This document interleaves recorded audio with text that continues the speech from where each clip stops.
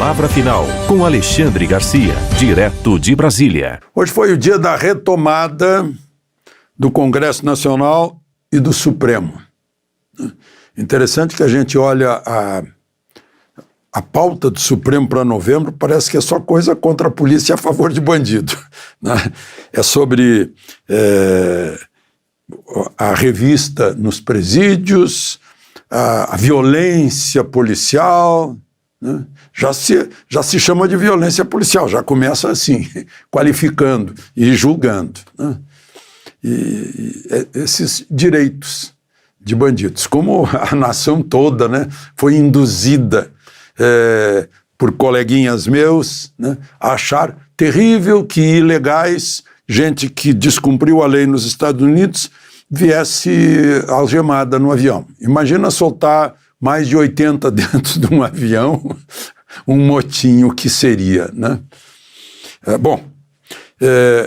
Congresso Nacional, né, é a reunião das duas casas no plenário da Câmara. Câmara e Senado se reúnem e a reunião é presidida pelo presidente do Senado, que é o presidente do Congresso. Por isso o governo tem também líder no Congresso, que foi uma invenção de Tancredo, que precisava dar um cargo para Fernando Henrique. Para o senador Fernando Henrique, chamou então de líder no Congresso. Isso me contou o ministro dele, que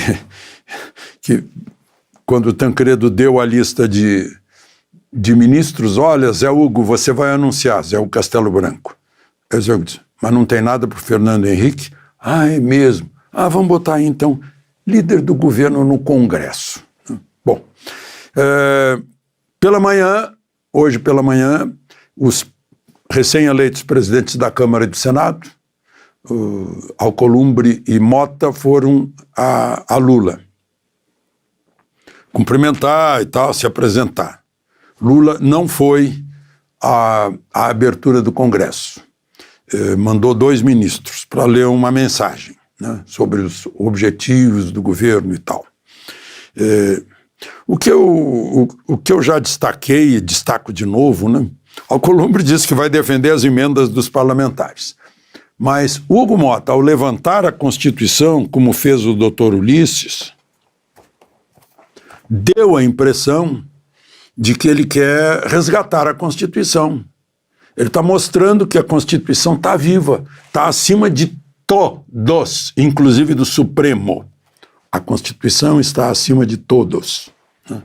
E ela é muito clara, basta ser lida. E ele falou também em recuperar, defender as prerrogativas dos congressistas e a imunidade, né? E isso significa pôr para valer o artigo 53. Deputados e senadores são invioláveis, civil e penalmente, por quaisquer de suas opiniões, palavras e votos. Gente, é só uma questão não é da imunidade para a pessoa, é a imunidade para a pessoa representar milhares de pessoas, que, aliás, de repente, a Justiça Eleitoral de São Paulo resolve anular 946 mil eleitores que votaram em Carla Zambelli. Eu não entendo isso. E na metade do mandato, 2 anos depois, por ofensas à Justiça Eleitoral, dúvidas sobre as apurações e principalmente o que ela postou sobre Itaipava, se não me engano, não é Itaipava, não, Itapeva, São Paulo. O que teria acontecido em Itapeva, que seria notícia falsa. Eu não falei nisso antes porque estava ocupado com a eleição, né? E isso aconteceu, essa decisão foi no dia 30 de janeiro. Vai para o Supremo ainda porque deu 5-2. Né? Vai para o Supremo, para o Superior Tribunal Eleitoral, né? Para saber se é isso mesmo. Se de repente cancela 946 mil votos. A deputada errou quando apontou a arma na rua no dia da eleição, né? Ainda abalou aí o eleitorado de Bolsonaro.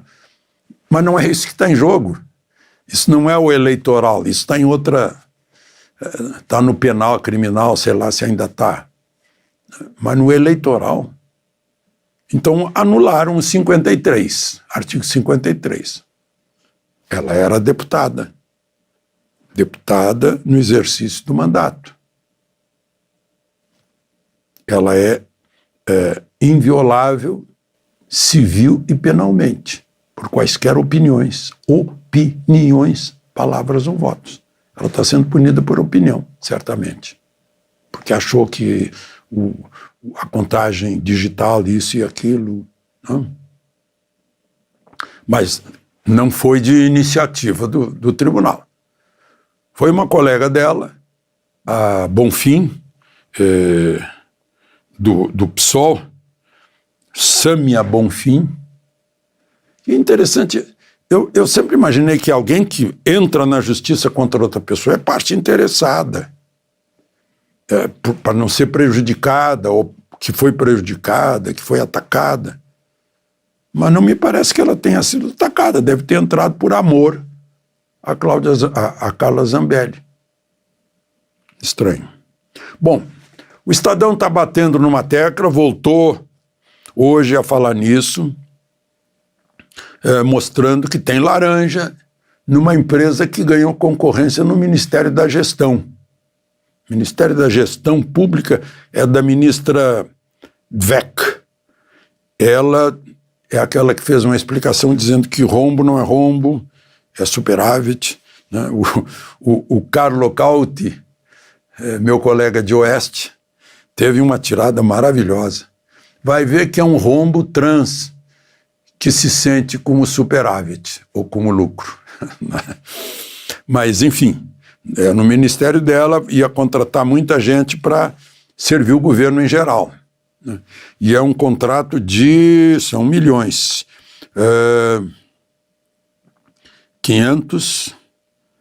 321 milhões.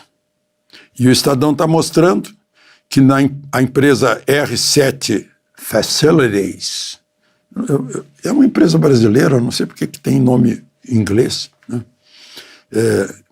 Tá sendo investigada na CGU, né? Na Controladoria Geral da União, porque desconfiou, e depois de 11 meses investigando, decidiu abrir processo administrativo de responsabilização. O dono seria um guarda-livros, hoje técnico em contabilidade, Gil Denilson. O Gil Denilson tinha R$523 na conta, mas é dono de uma empresa milionária, que faz contratos de milhões com o governo.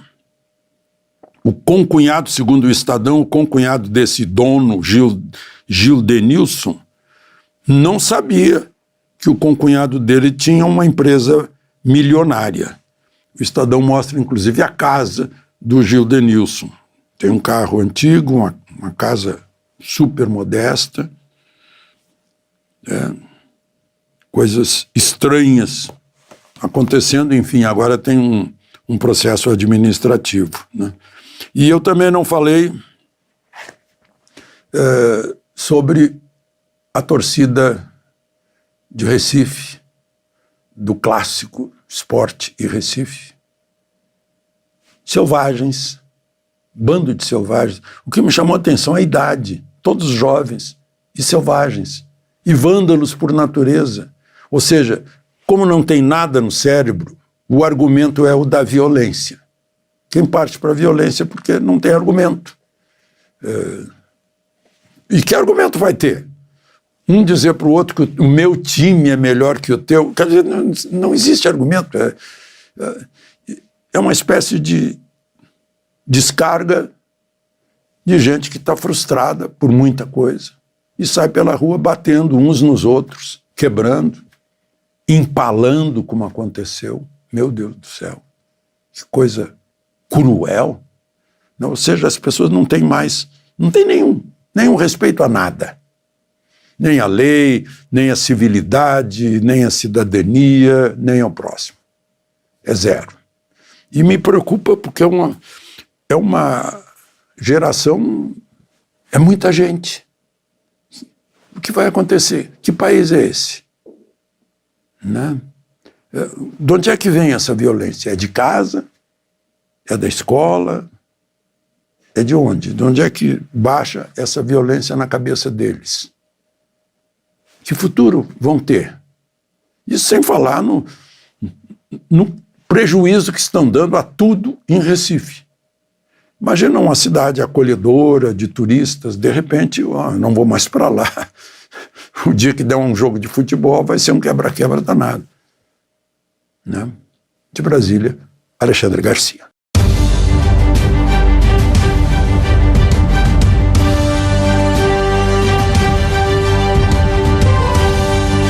A palavra final com Alexandre Garcia, direto de Brasília.